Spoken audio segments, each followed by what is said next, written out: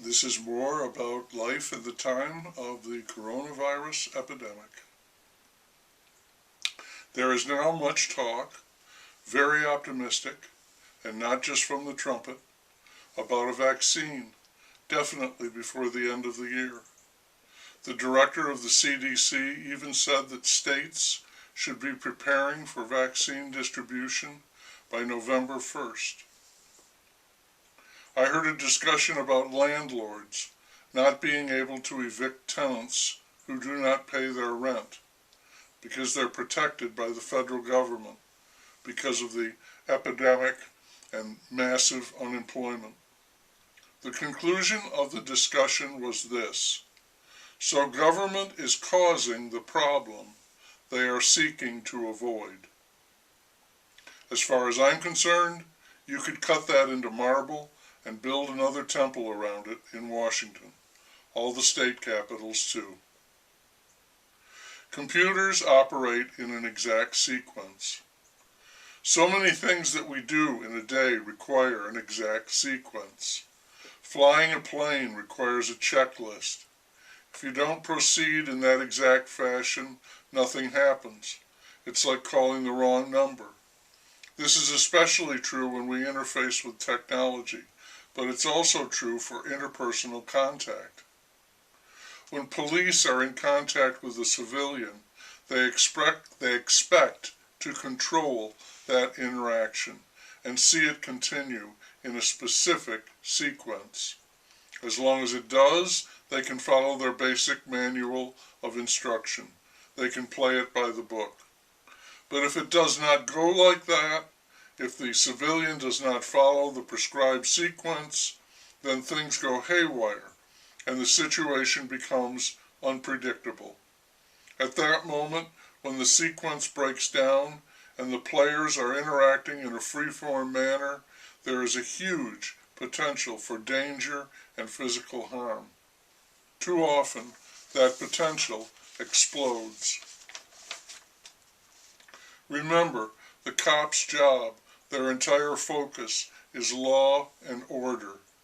When they are thrust into disorder, they may well become alarmed, confused, even fearful. Bad things can happen quickly. Improvisation can be magical in music and the theater, but it is, in itself, a terrible threat on the street. I'm unsure of the details on this, but in Rochester, New York, police came upon a naked man behaving erratically in a street. So it was either mental problems or drugs or both. As they were taking him into custody, he began spitting on them, so they put a hood over his head. He died a week later. The police said that they had nothing to do with that, but the coroner ruled it a homicide. There have been 3 nights of rioting in the city. The police chief and the mayor are at odds, and the protesters want both of them fired. This is another instance in which disorder led to disaster. What you hear in the media, you're better off not listening to it. They still insist on calling it news. A man on the radio said that when he was starting out in TV news decades ago, you had to have 2 credible sources before you could go ahead with a story. You could keep their identities a secret if that was necessary for their safety, but you knew they were real people quoted accurately. As the years passed, one source on the record was enough. Today, he said, they all cite an anonymous source. A little later, a caller said that he'd heard a report in which the news person cited 4 anonymous sources. They had a good laugh over that. At this point, saying the phrase bad news is redundant, and it's getting worse. There was active unrest, I'll call it that, in Louisville, Rochester, and Portland, Oregon last night. There were protesters against the cops, and there were also protesters against the protesters. So the cops were doing double duty, trying to keep them apart. I'll repeat that there is no amount of money that would make me want to be a cop right now, And of course, all they hear is defund the police. They ran the Kentucky Derby yesterday, in September instead of May. The Run for the Pumpkins. I had just read a piece on the Derby by Hunter Thompson. He found the fear and loathing, along with degradation and drunkenness.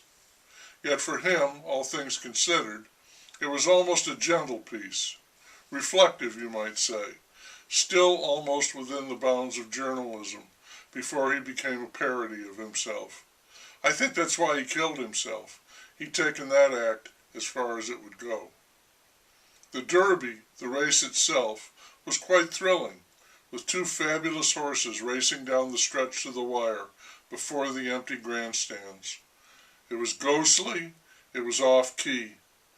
Thompson might have liked that.